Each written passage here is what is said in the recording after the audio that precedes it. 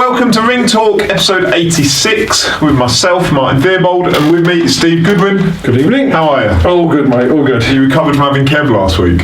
He done alright, didn't He did brilliantly. I love his little preview. Do you like them? I actually really love them. I'm surprised. I mean, they've had about 400 views on the different medias. They deserve more views than that. Hopefully, but as time goes on, people will watch it more. But if you haven't watched these fight previews, go and watch them. They're absolutely brilliant. Kevin writes them.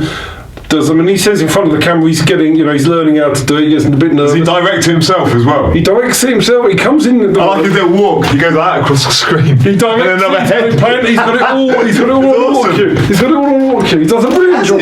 He does a brilliant job. He writes the script, puts it on auto cue, and does a brilliant job. Brilliant job. Yeah, no, I'm very impressed. And also, it's good for the fighters as well. They can use that to help sell tickets. It's really, really good. So, no, he's done he's done a brilliant job. And he was great on here last week as well, playing dumb to the things that he knows about. Yeah. Which for Kev, playing dumb's an easy thing. You said it, not me. But no, he was brilliant. I enjoyed watching it, not being on it. Right. News for the week. There's nothing big fight-wise that's been announced. So we were just going to recap the fight dates coming up in March and April. So we'll start off 7th of March. You've got Kay Prospere up in Dunstable, who we're going to come on to later, a bit with Kay. You've got Curtis Felix down in the Brentwood Centre. And we've got a show at Your Call. And there's a show at Your Call. So you're going to be flying around on the 7th of March, picking up speeding tickets between Your Call, Brentwood and Dunstable. Yeah. Well, it's Alan's show on the 7th. I think he can be left to run that. He's got enough experience now. Kev will be down there. Josh will be there to help him. So, I'll be there for a little while, but I'll have to shoot off to Brentwood and then try and get to Dunstable. I'll be at Dunstable as a backup. Yeah, there you go. I'll go there. I'll get there. I mean, hopefully they're on late enough and it'll be fine. So I'm not keep you updated as to where we are on time to go. It'll be brilliant. Yeah. Right. So awesome. Kay Prosper defenders English in Dunstable. Curtis Felix fights Sam Gilly. Yeah, for the Southern area welterweight on the 7th at the Brentwood Centre. Then your own show at Your Call on the 7th of March. 14th of March. Another show. That's Amy's show at Your Call, which has got 2 title fights on. Yeah. It's got a 50-50 fight on, a really good fight between Chavez Campbell and Nish O'Connor, and it's got a really good undercard, and we're still adding to that undercard as we speak on the 14th. And the 2 title fights for that one? That are confirmed, with one more to come, are Dean Richardson, Conrad Stemkowski for the Southern area. Yeah. And Sean Phillips, Davis Pagan for the Southern area middleweight. Excellent. And one more that could be very juicy to go on there, possibly, but we're working on that. We're just very close to it. Sean Phillips, Davis Pagan's an interesting one. Davis has paid his dues, isn't he, over the years? Yeah. He's managed by Derek Waddell. Sean is managed by Martin Bowers. Yeah. And I'm looking forward to seeing Sean because he's highly rated and people are raving about him, so I'm looking forward to seeing that. Yeah. And then March 21st. Well, that's a big show. We've got Lila Shudofia fighting John Brennan for the English middleweight. We've got Dennis Wahomey and Liam Dillon going together for the English super featherweight. We've got Adrian Martin and Sean Robinson in the English eliminator at super welterweight. We've got Dominic Felix, Darryl Church. Rematch and an eliminator for the Southern area light heavyweight title, and a really good undercard as well, so it's really good. So keep all those dates free. Absolutely. And then we're going to April the 10th, we're down in Plymouth, and we've got a really good card there. Billy Stanbury's selling the place out. He's a brilliant ticket. He's selling a phenomenal amount of tickets. And we've got then our next one after that's on 16th of May at Your Call, back to the 16th of May. And provisionally the 30th of May, providing they don't run with Joshua on that day. Okay. So that does make a difference, doesn't it, if you have those... Well, there's no way we're going to run against Joshua if he's fighting in London. That would be suicide. No box is going to sell a ticket. So we've got those dates provisional, but we'll change that second date if need be. And they are the dates that we have set at the moment, so we're busy. Cool. All right, speaking of busy, new signings, 2 new ones this week. Yeah. They're coming in again, aren't they? There was a period that was a little bit quieter. Yeah, it was a bit quieter, and then it really started to pick up again, and we've got, apart from the job I'm going to announce today, got another one that we're going to announce next week that's already signed, and another one that could possibly sign on Tuesday, so we could have another 2 next week. So it's really, really busy. But we're getting a lot of boxers coming to us now, and they see what we do, they see the job we do, and they want a part of what we do. I say we don't build fights, we build careers. That's what we do. Yeah. So who are the 2 new ones that come in this week? First one is Joe Pilkington. Very interesting lad. He's trained by Gary Spring, a cruiserweight, a good amateur record, and we're really looking forward to him. He's got a lot of talent. He's 25 years of age. And Brad O'Connor, who's 24 years of age, from Plymouth, and Brad makes his debut on the Plymouth show on the 10th of April. Another Brad from the South Coast. Another Brad from the South Coast. We've got one good one in Brad Pauls and another good one coming through in Brad O'Connor. So we're looking forward to Tim making his debut.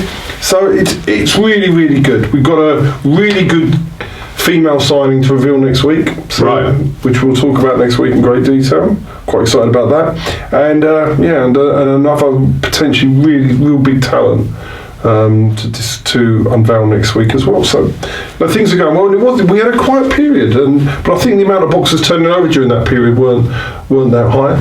And so it wasn't that you were missing out on them to other people; they just weren't necessarily. I think it was a mixture of both. I think what happens, you get somebody coming to the market.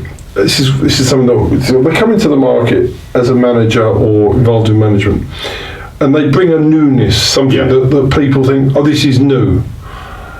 And it may take somebody a while to realise that the trusted formula of people that have generated 36 champions in 6 years and have had levels of experience that we've done. Well, hold on a minute.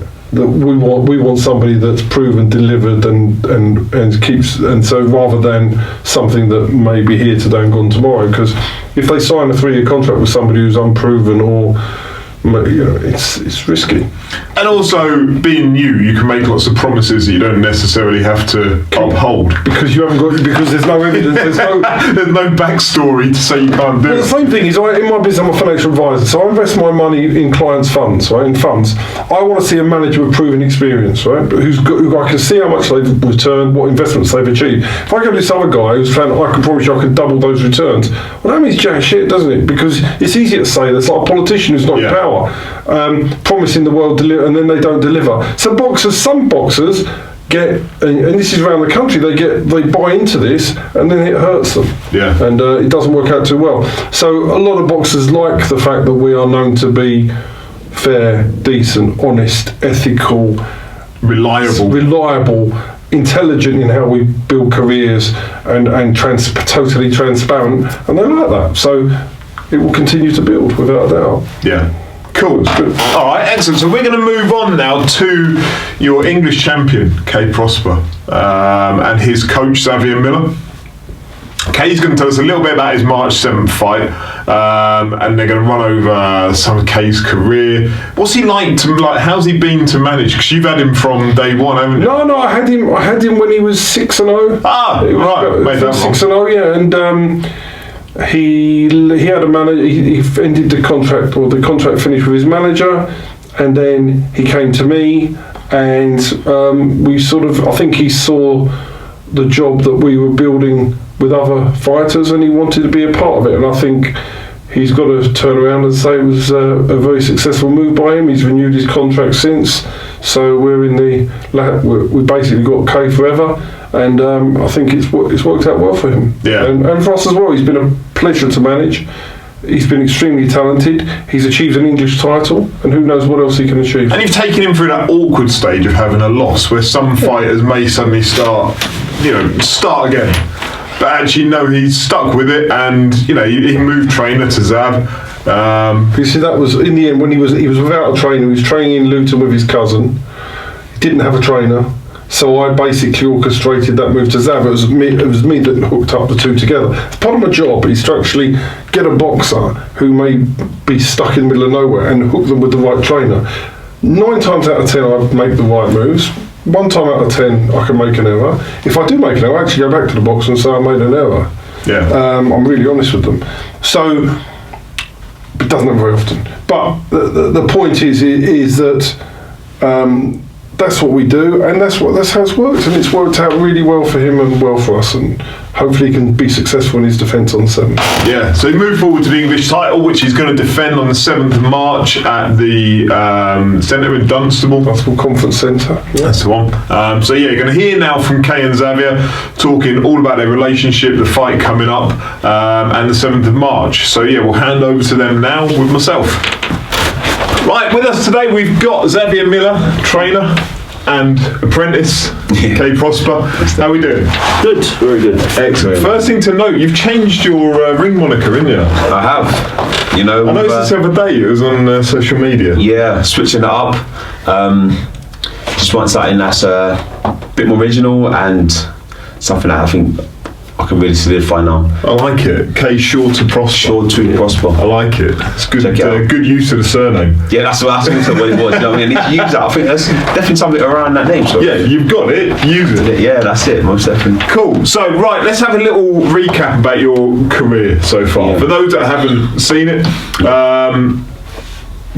good amateur, came to the sport a little bit late. Yeah. Footballer. Yeah, tried. Yeah, Lutonian. Born and bred. Yeah, built up a solid CV. You had the one loss to Akeem Noble. Yeah. And then you switched up to your man here, Xavier. Yeah. And was Nathan Weiss the first fight that you had together? Yeah, it was. Yeah. And then you've gone on from that, and you fought Sam Mason to an incredible draw. First one was a draw, yeah, good fight though. And then fought Sam Mason to an incredible win. Yes, and it's gone from strength to strength. We've had the Nathan Weiss fight, the 2 Sam Mason fights, but in between we've had a couple of guys that we've been training for in camps, proper camps, and obviously they pulled out. So yeah, I'm really well versed with Shav now. Like, we really are. Yeah, a good gel team. How's it been for you, Zev? Because I know you've got that fine niche of taking some of your amateur lads and turning them pro. Yeah. But you took Kay from, being an amateur, he'd had a few pro, and then you got him into your camp. How's that for you? Yeah, Tennessee's been great. I mean, I knew Kay was special once he'd come to the gym. I didn't know of Kay before that, but I brought a guy down for Kay to spar, so I could have a proper look at him. And to be honest with you, Kay, he can do everything. He just needed tweaking here and there. That's all it was. He's got a lot of power, but you've got to be patient and know when to release that power and find ways to set it up. I think he was relying on it almost through the early part. A little too much, yeah. But he was very, very patient in the Nathan Weiss fight. He was almost punch perfect in that fight. The first fight with Sam, he was really good. Again, I just think that he just had a rocky first round and a very difficult 10th round. And we spoke and we said, if we can fix that part of it, we'll definitely get a victory. And I thought he won the rematch clearly by 3 rounds. Yeah. He was fantastic on the day, and he looks to me ready now to fight anybody, especially at British level. He really does look that good. And this camp so far, funny enough, is he looks better at this point in camp than he did for the rematch with Sam. Right. He's looking really, really sharp, and we barely started sparring. So, he's looking really good. So we're going to come on to that in a minute, your upcoming fight, and touch on the amazing. I want to roll back, though, if we can, to the Nathan Weiss fight. Because I spoke to you after that fight, and I don't know if you remember, but Kay came out in the first round, southpaw. Yeah. And I had to sit and rack my brains. Because you look so natural in doing it. I had to sit and rack my brains and think, he's not a southpaw. No. I've sparred you before, and you weren't a southpaw. That's a good work. I thought, he's not. So what made you switch him up that night? Well, I mean, I had a discussion, because I used to coach at another club, and there was a kid walked in, and I told the head coach that I thought that he was special. But he was insisting that he had to box in a certain stance, and I said to him, well, you're talking about his hands. There's nothing to do with his hands. It's boxing is your feet. And so I think he'd be better if he was a southpaw. And when I saw Kay, I just liked his posture in the southpaw stance. And I said, if you can try and master both, you'd be a more difficult fight to figure out. And he's proved his power in the southpaw stance in the Weiss fight, because I think he knocked him down from the southpaw stance. So he is, he's very versatile. That's why I say I'm very confident to put Kane with anybody. What do you prefer? What stance? Yeah. No, it is. I think as an orthodox fighter, I can generate a bit more torque in my punches. Yeah. But when I'm southpaw, because I'm not so reliant on my strength, I think I'm more rounded, and I'm more focusing on moving in and out with in the right positions and the right speed, rather than just thinking about power. So I think if I'm going to box, I'll be southpaw, and if I'm going to try and take someone out like I'm going to do on the 7th of March, I'll probably be orthodox. But the funny thing is that he's actually improved his orthodox stance because he's not doing southpaw.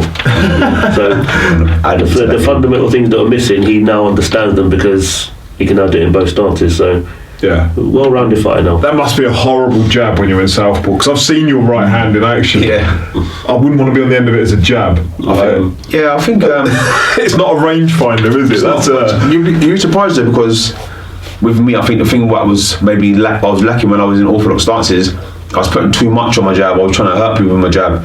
But when I'm in the southpaw, it's more a case of I know there's strength there, so I'll more just flick it out. So you can touch it, and it's more like you're able to judge your distance better. Yeah. So I just think jab just maybe seeing little things in me, and I could see he just made it grow, and I was just flourishing in many different ways. Cool. Right, let's get some Sam and Mays on fight. Yeah. Or fights. Yeah, so that first one, maybe a trilogy. Yeah, it might be in time. I'm sure he'd love it. Yeah. That first one, I'll always remember that first round in that it was hell. Like for me watching it, for you as a trainer, I'm sure it was, uncomfortable at times. But for you in the ring, because the one thing Sam has is that power, which I'm sure, don't get me wrong, you're the one that took the punches, but I'm sure after 4 rounds that saps a fair bit. But for those first 4 rounds, he is a powerful. He's powerful. And did it feel? No, it is. I spar people that are heavier than me. I fought people that have got punch power. But the thing with Sam is he throws punches so unorthodox, like high up on top of your temple. It's hard to judge. And he's a big southpaw, he's strong. He definitely hits hard, but it's the fact that it's hard to read how you got to defend against him. So when the shots are going through and you're thinking you're blocking them, it takes its toll. And I think that's what Jav's game plan, our game plan, was just to deal with the fact that he throws shots in a certain way, makes sure you keep yourself safe and don't take any unnecessary damage. So that's why I felt a lot stronger going down the stretch, because the first fight, it did sap me a bit. Yeah, because that first fight, you were maybe unlucky to get the draw. He was maybe unlucky to get the draw. A draw was fair. But then come that second fight, had you learned what you needed to know from the first fight? Zav, had you picked up enough things that you could take back to the gym and drill into Kay? Yeah, definitely. I think what Kay didn't understand in the first fight is that Kay is a very, very good body puncher, and to me that was the most effective punch in the rematch. He was hurting Sam to the body. Yeah. Even when he had Sam on the ropes, and Sam was covering up, it came from a good body shot.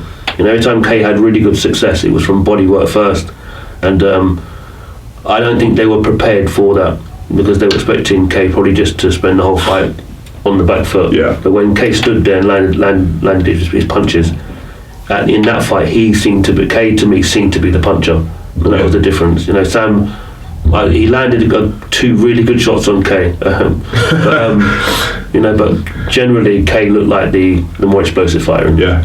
Yeah, 2 of my favourite fights, man. Not even like small hall fights, just 2 of my favourite fights. It's amazing. They were awesome. Entertaining. So let's go forward then. So you've picked up the English title, which is a great achievement. Yeah. It's not a ceiling, but it's a great achievement. Yeah, for sure, because obviously I felt that southern area, and you just don't know what you can achieve in a sport, so winning it is like just kind of a bit of relief. Now we can just push on with a bit more relaxed not so anxious. You know what I mean? Yeah. Anxious and You've got it under your belt, so to speak. No pun intended. Yeah. So you're moving forward. You're having a homecoming, basically. Yes. Not quite Luton, but Not quite, but close enough. yeah. Like A stone's throw. Yeah. Down in Dunstable. Dunstable, yeah. So tell people a little bit about that show. What's going on? Yeah, so on the 7th of March, thankfully, Steve Goodwin has allowed me to box on a High Roads promotion show. The show is at the Dunstable Conference Centre. I'm fighting against a guy named Bilal Raymond. His record, I think, is 15-1 or 14-1, so he's only had one defeat to Akeem Ellis-Brown, who's another really good fighter in my weight class. He's going to bring down a good crowd. He's 6'2", like all the things are stats up to be a 6'2" super lightweight. 6'2" super lightweight. You know, and he's not like he can't punch either. So we're taking him we're not taking him lightly. We're giving him all respect he deserves, and I'm going to be in great shape. And it's going to be a good fight. And you know, I just think people should come down, and it'd be one of the first shows in a long time that's been in a local area, like pro shows. So I think, if you've got the opportunity to get down there for 7th of March. Yeah, excellent. Where can people get tickets from for it? Yeah, don't leave that out. Yeah, of course. Shout me direct on any of my social medias. K_Prospere is my handle. I'm sure you can get through High Roads Promotions as well. They also can get tickets through there. They're on Facebook, they're on Twitter. They're on Facebook, they're on Twitter, they're on all the social media handles. High Roads Promotions on myself, K_Prospere. It's not a massive venue, so it's going to be champ to the rafters, and tickets will sell out. Yeah, that's the business side out of the way. Let's talk about a fight. How do you prepare someone for a 6'2" super lightweight? That's not normal. It's not. It's not. But what we've got to do in training is, unfortunately, give away a bit of weight. We'll get middleweights in. You'll find that kind of height at middleweight, or like middleweight. And while Kay's obviously it's early stage in camp, so he's naturally a bit heavier than he would be when he gets down close to the fight. So get all that kind of sparring in, like from now, and then he'll be well prepared. Yeah, for sure. That's where I can testament Jav.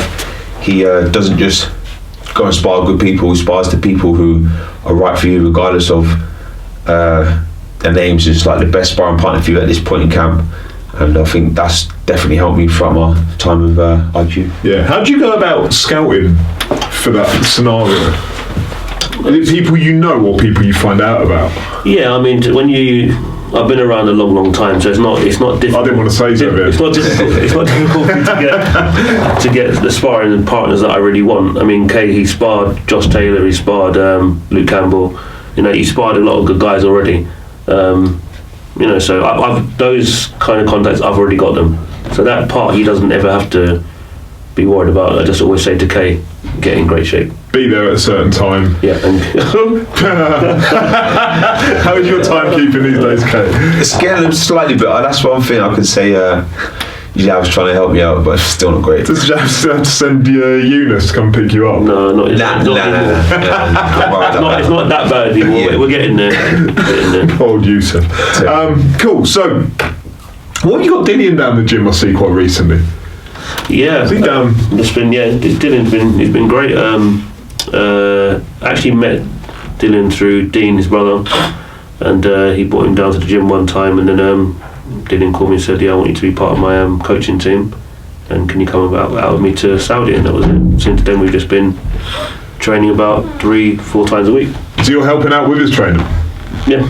So I work alongside Mark Tibbs. Mark Tibbs is his head coach. Yeah, because there's that brilliant clip of Dillian being given the water. Oh my God! Nearly getting drowned by. That was just so strange, because a random person decided to walk to the ringside and try to have a conversation with Dillian. Right. So while Mark was giving Dylan water, he saw the guy approaching the ringside. So he turned to him to abuse the guy, and while he's still pouring water down Dylan.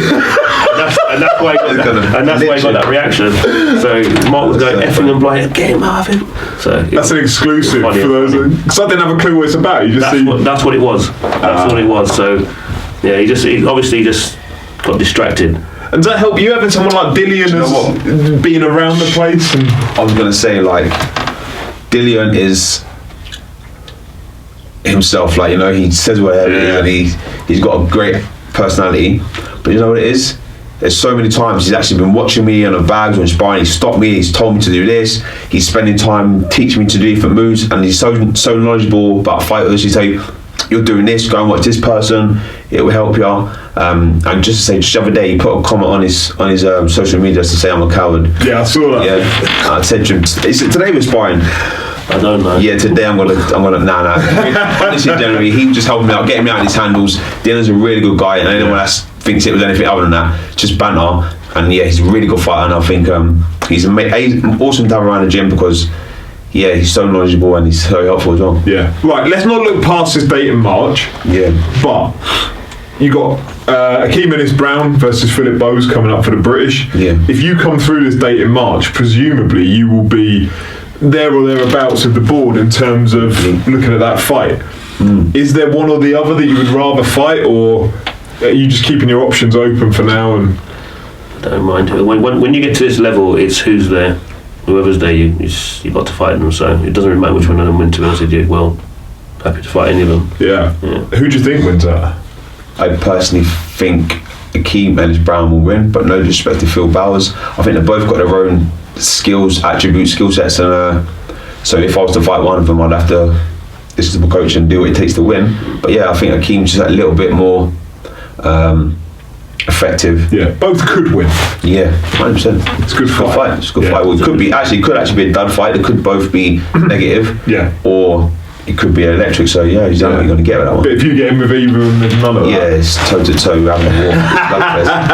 Don't listen, Zav. I'm listening. I like it. He loves violence, man. He loves violence. I think you don't. When it's time, he likes it. Yeah, I always think of you as a thinking man's trainer. I am. I like.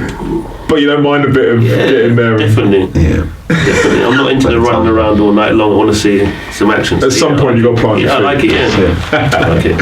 Excellent. Right, before we finish up, you got any sponsors? Anyone you want to mention for the gym? I know people that do your clothing need a shout out. All these people. Yeah, I mean, on my end, obviously, my main sponsor is Tiger Bay. Great support. And then obviously, whenever these guys are in their title fights, they always help them out as well with their kits or help them with tickets and so on. So they've been fantastic. My other main sponsor is Bravos, which is a boxing glove company. They make pads and so on, so they're great. They also help me financially. And there's others. There's London Legacy. KMT's been absolutely amazing. There's a clothing apparel company.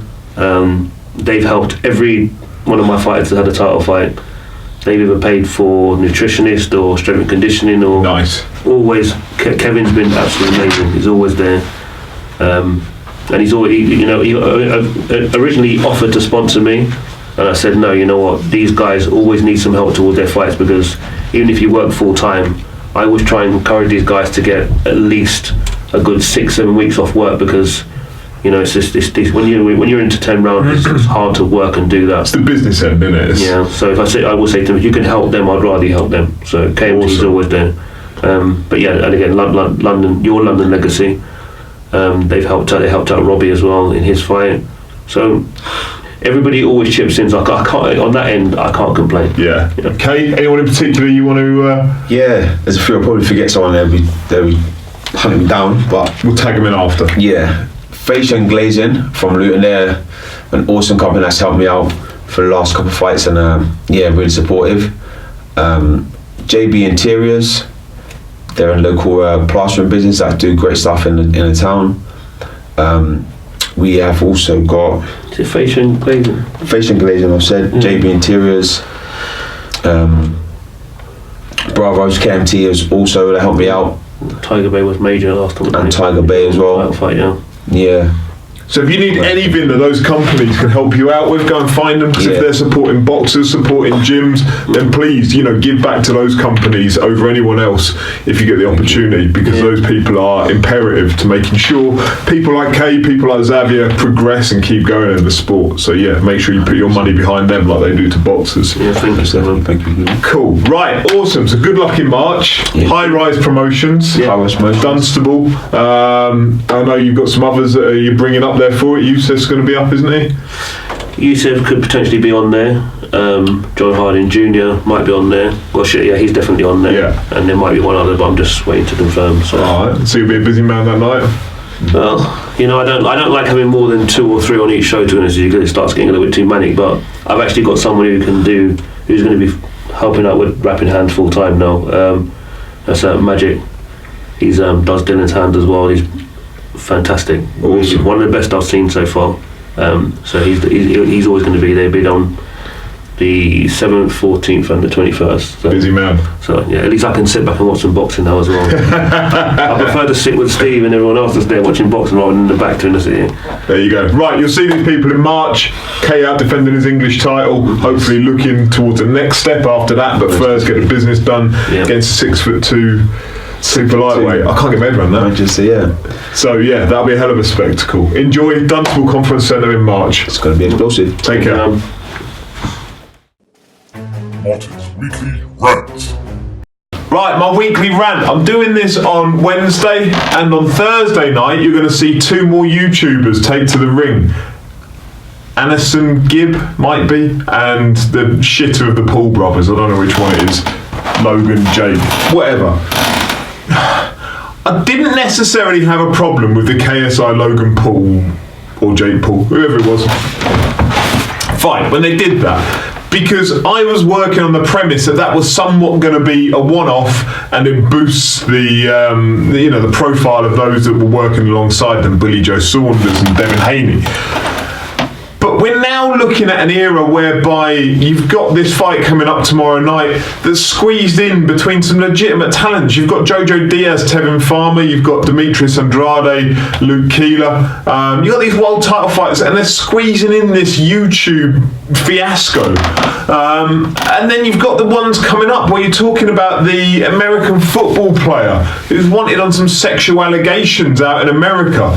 And they're talking about him fighting some other fucker from YouTube. I don't know who that is. But the circus rumbles on.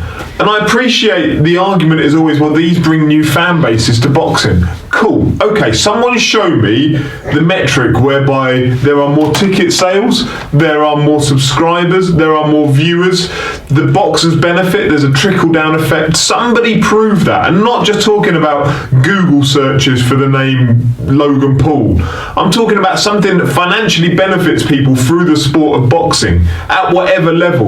Even if it's Billy Joe Saunders, how many more people would buy a ticket for Billy Joe Saunders because of that KSI Logan Paul fight that was on with them?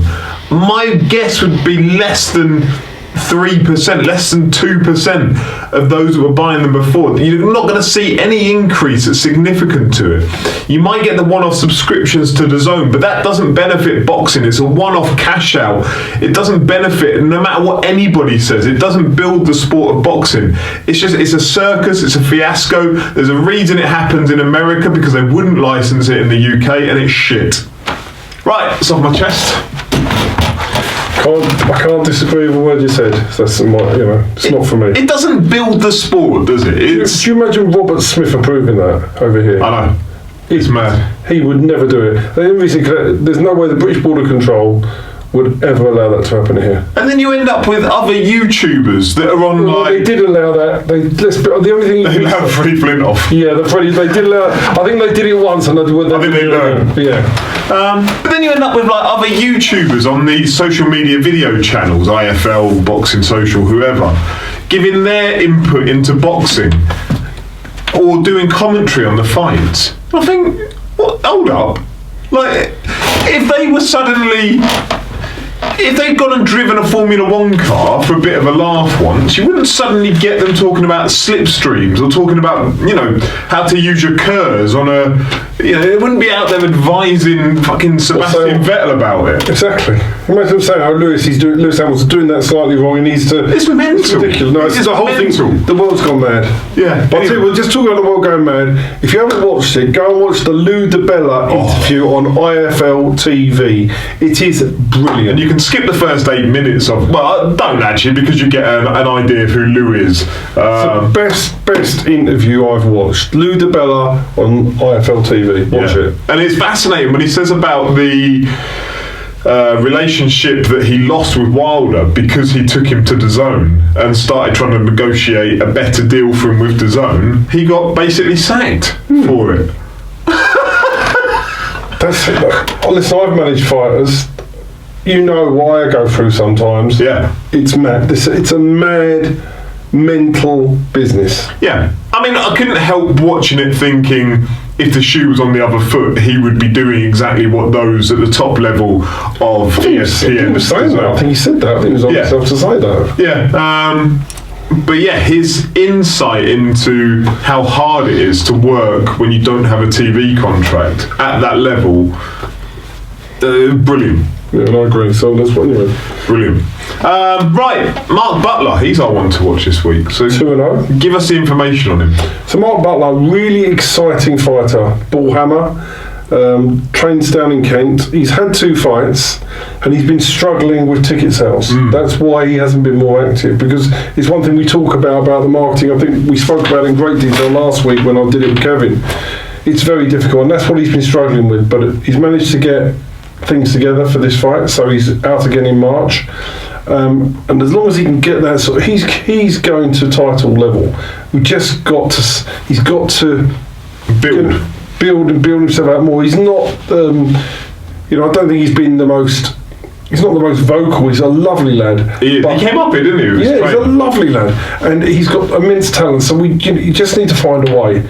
But hopefully, he'll get a surge in support for March, and we can start building him again. But that's why he hasn't been more active. But there's Mark's on here now talking about all of this and what's going on in his career. Cool. So we're going to cut to Mark, and then straight after that, we're on to a Trevorism. Which we're going to come back to, and then after that we'll be going on to Q&A and other stuff. Yeah, so for now though, we're going to cut over to Mark, who's going to tell us a little bit about himself and his career. It's Mark Butler here, professional boxer from Brighton. I've been asked to come on the show and talk about my career and how it's all going. I'm currently 2-0 as a pro with 1 KO, and I'm struggling at the moment to sell the tickets and get people to the show. Being from Brighton, it's very hard for me to get people up to your call, so I'm looking for help in terms of sponsorship, for sponsors to come to my fights, buy tickets off me and come to my fights. I've recently done a post on my Facebook and Instagram explaining what I'm looking for out of a sponsor and what they can expect of me in return, and you can view that post on Facebook at Mark Butler, and on Instagram at Mark the Ballhammer Butler. My next fight is on the 21st of March at Youghal Bethnal Green. It'd be great to get some support for that. What I'm looking to achieve out of my boxing career is I'd love to be a British champion and to be involved in some great fights and make a little bit of money. Okay, thank you. Please get in contact for tickets on my Facebook and Instagram, or give us a call on 07470 495 937. Thank you. And there is Mark Butler. Good young man. Good luck to him. Hopefully his career works out as he wants, and he'll have a great career ahead of him anyway. So. Yeah. So speaking of good men, the Trevorism.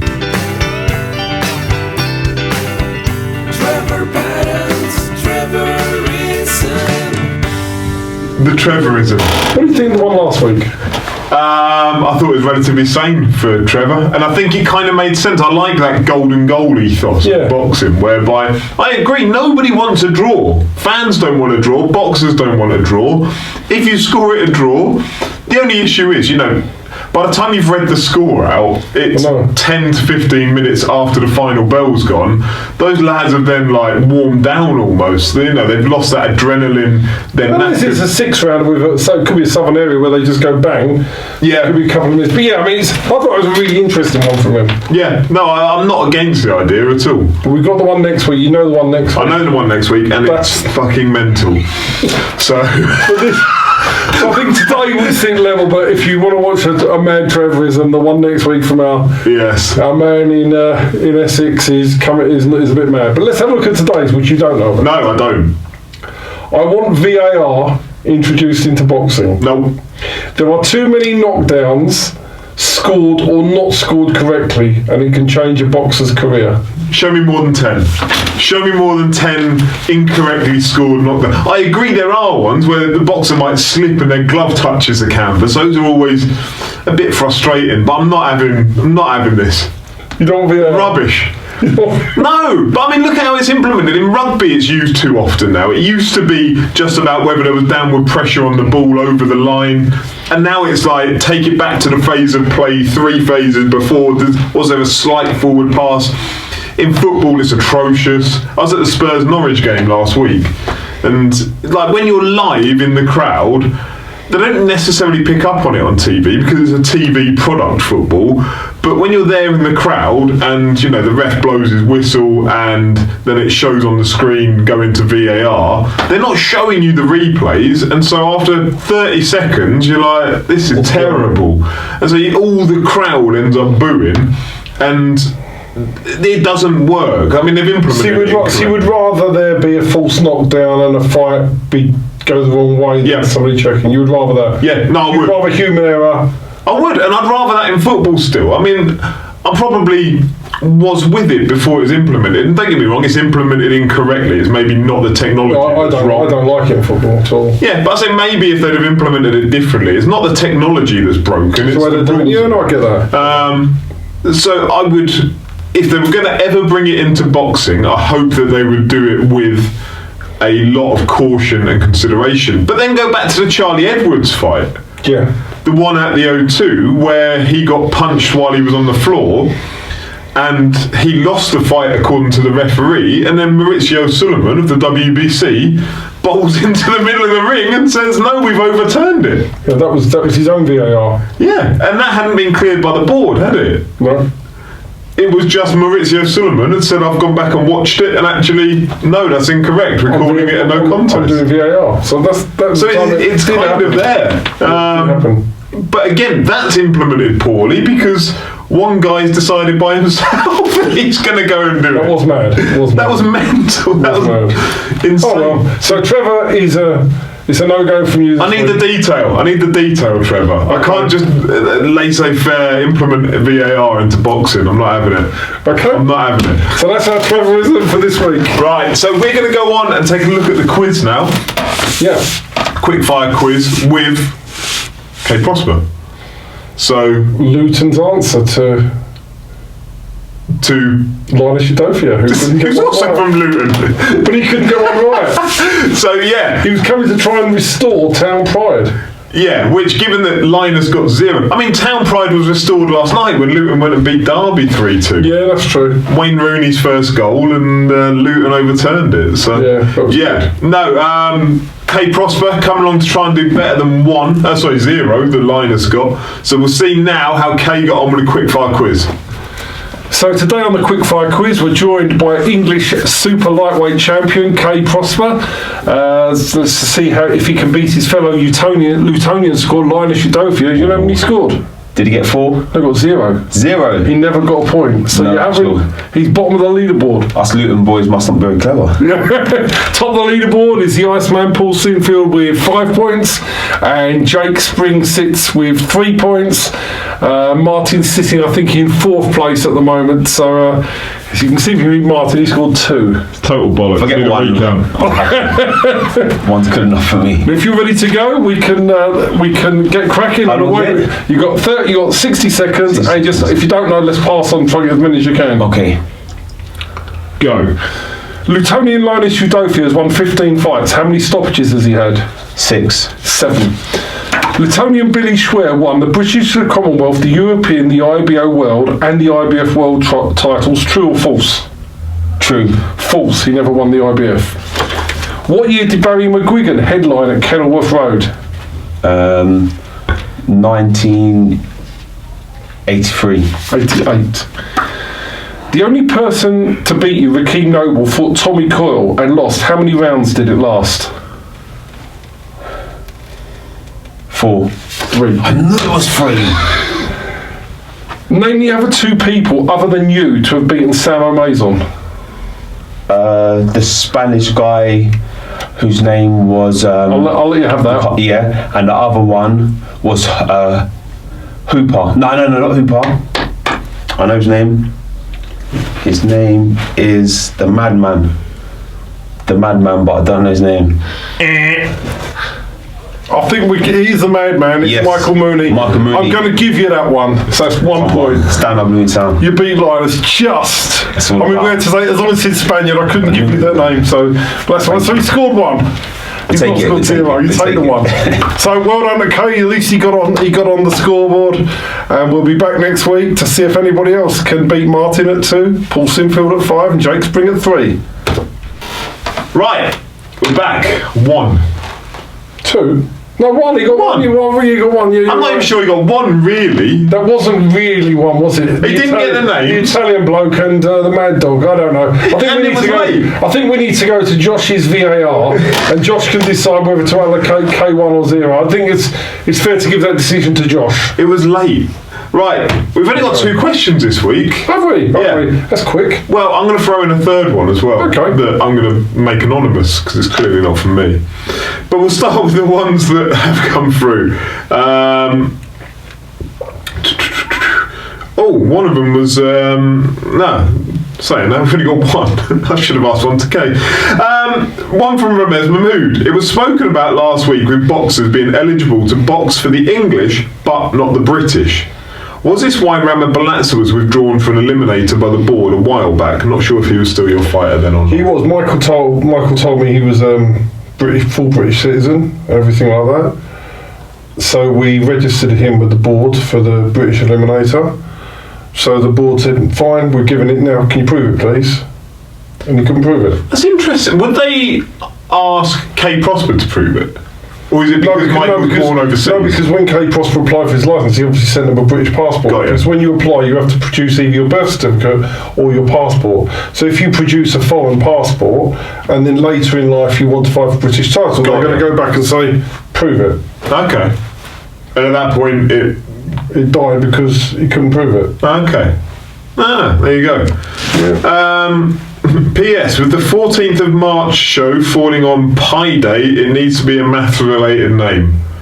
I think, isn't that... It's already got a name. Yeah, it's not... That's just a good point, but we should have thought about that before it was named. No, because no one apart from Ramez would understand it. No one else is that clever. Why is it Pi Day? Ramez is not, I have no idea. 14.3, 1.43... 14th of March, I'm just working that out. No idea. I have no idea. Fucking maths teachers. They used to drive me mad at school. I know. They were too smart. Well, I wouldn't mind Ramez being my maths teacher. They'd be alright. Yeah, he would be alright.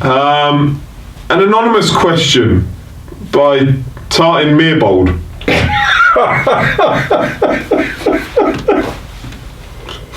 Whoever that is.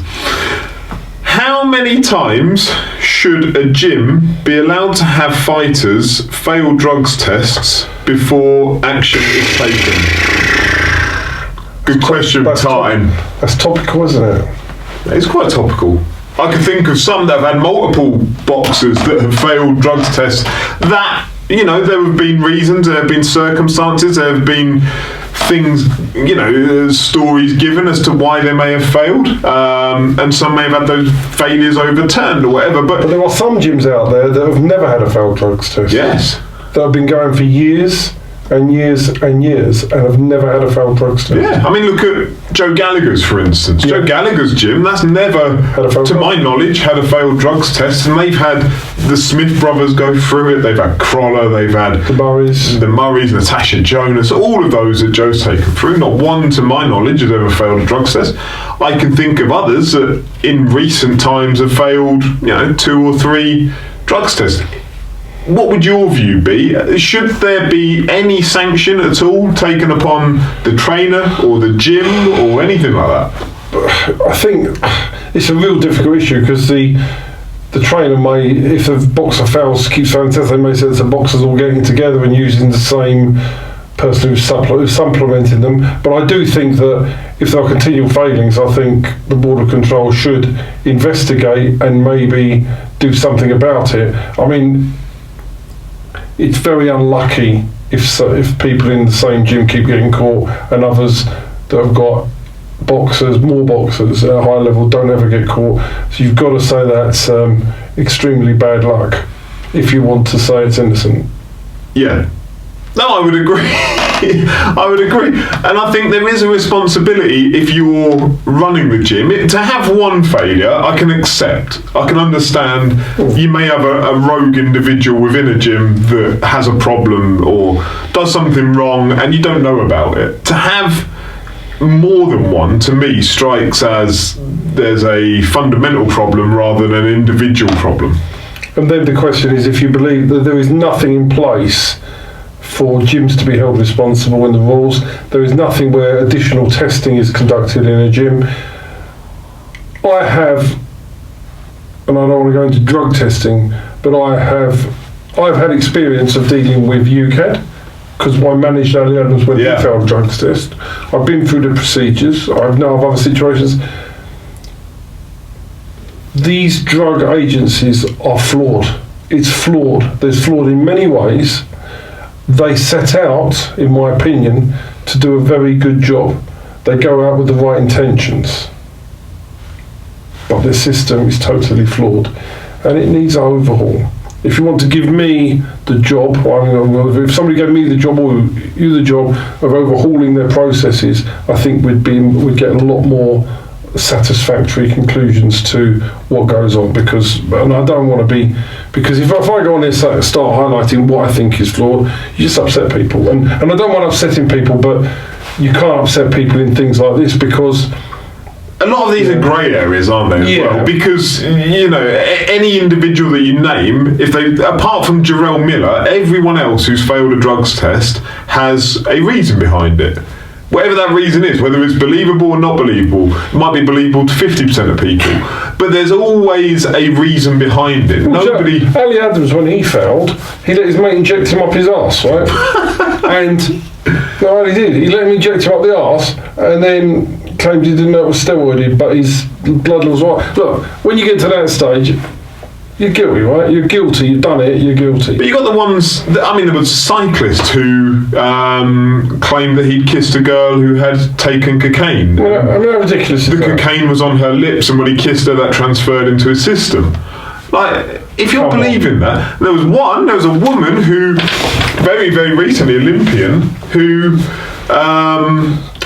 Her defence in court was that the fluids of her boyfriend had been taking, had admitted to taking steroids, and when she maybe swallowed the fluids of her boyfriend, that But do you know what I mean? Like, nobody ever puts their hand up apart from Jarrell Miller, because he was, of an industrial level of drug taking. Nobody ever says, yeah, it was me, I did it.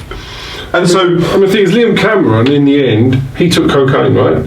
He doesn't say he did. Does he deny he took cocaine? His view is that through handling notes, and whatever percentage of notes around the UK have cocaine on them, if that ends up on your skin. Yeah, but if that's true, that would mean that most boxers would fail drugs tests for cocaine, because we're all handling notes with cocaine on them, so we'd all fail. But the bottom line was, it was very minute trace of cocaine that he had, but the whole system is flawed. The whole system they haven't got enough funding. Yeah. Let's say from starters, if you're going to take on a multi-million-pound industry, then you need to have enough money to be able to do that, and that's we're talking about America and everywhere else, where your power outweighs the millions that can be involved, like the Jarrell Millers of this world and people like that. This needs to be stopped. But Canelo, the money, anybody that thinks Canelo is not a drugs cheat, some people would suggest that's very naive. Yeah, and then the WBC amend the rules so that if you're from Mexico, your clenbuterol levels can be higher than if you're from England or China, because their meat has contamination within it. Like, fuck it. Just let everyone juice. It's a free fall, right? Just let everyone juice. And then you get mental. Because what you got to remember is when somebody who maybe naturally want to be a clean athlete knows that person, and I spoke to a boxer who said this to me. He said, when you know that the person you're going to face is on it, you're tempted to go on it to equal the playing field. Not surprised. Despite the fact that you don't, because you don't want to go in there with somebody who knows roided up to the hill, right? I think I'm aware of boxers who aren't on TV fights who are roided up. And boxers come to me and go, I'm fighting this guy, I know he's roided. I'm not going to take anything, but it's a you can be tempted. And none of my fighters ever took, but they talk about it to me. And they say that they know boxers, or they believe boxers are roided up. And these are non-big name fighters. But the thing is, it's such a cheap system to get into. If you wanted to order it from China, it costs next to nothing. I'm not encouraging people out there to do it, but if you know that UCAD aren't going to start testing until you reach British title level, there must be a temptation for people. They will test on information. I had a boxer tested. They may do it on information, but how many boxers are there in the UK? And he failed. Yeah, and he failed. But how many boxers are there in the UK, and how many have ever failed drugs tests? It's a minute percentage. But the one that I had, the boxer I had that failed, it's never come out. And obviously I'm not going to disclose who it was. But you get, again, he says that it was an innocent thing, but the point is, there's very, very few people that that actually foul and get a long ban. Liam Cameron is one of the few. 3 years. He got 3 or was it 4? 4. 4, I thought. Whatever it is seemed excessive. But he got 4 years, right, for cocaine. Yeah. I didn't know that builds muscles and makes you more dangerous and could help you harm somebody. Conversely, no, it may not do that. It's not a performance enhancer, but it does potentially damage your brain and the liquidization around the brain. So you could damage yourself. You damage yourself. You're not damaging somebody else. No, it doesn't. It's not a performance enhancer. No. The whole thing needs an overhaul. And it needs a level playing field. You can't. And you talk about the regulatory organisations like the WBC doing that. It just. Can I come up with a Trevorism? Come on. Do it like bodybuilding. Have 2 different sports. One where you declare yourself as clean, and one where you declare yourself as not clean. And if you're a declared clean athlete, a clean boxer, and you ever get caught with anything, I don't care. Ban for life. Ban for life. You're not allowed to do anything. But if you're in the dirty one, then fine. Go and juice off your tits. As long as you accept the danger of it, and the other person accepts the danger of it. So you're going to have a WBC clean title and a WBC dirty title? Why not? They've got a Mayan belt. They've got a silver belt. They've got franchise get boxers to sign up for the clean program, and those that don't fight on the dark side. Yeah. Honestly, like, if you want to do it that way and accept, then you're going to still have the cheats that sign up for the clean side and juice up to cheat, which is, because. But you've immediately reduced the amount of people you've got to test at that point, so you can test more of them. Yeah, that's fair. Anyway, that's my Trevorism. Cut the sport in half. Accept the cheating, and as long as you all sign up to it. I think the sport's in denial. Agreed. Anyway, right, that's it. Next week we're back. Some more signings, some more news, hopefully, and a lot more. Hopefully, I'm going to have this 14th of March title fight sorted out by then with any luck. I don't even know what it is. I'll have to ask you in a minute. Yeah. All right, cool. Right, we'll see you next week for more Ring Talk. Thank you very much for watching, and we'll see you then.